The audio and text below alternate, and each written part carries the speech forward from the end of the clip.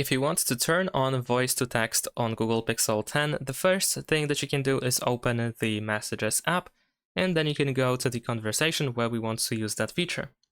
Now, over here, you should be able to tap on the text message field in order to open the keyboard, and then you should be able to find a microphone here on the right side.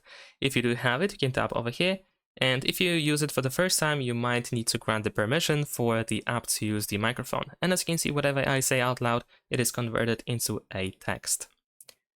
And if it doesn't stop listening, you can just tap on the microphone again. There we go.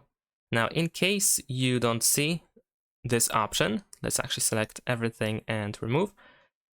Then afterwards, what you can do is we can go to the settings. So we can, for example, tap on these 4 dots on the left side in order to open keyboard settings, go to voice typing, and you want to make sure that this option is enabled. You can also use faster voice typing as well.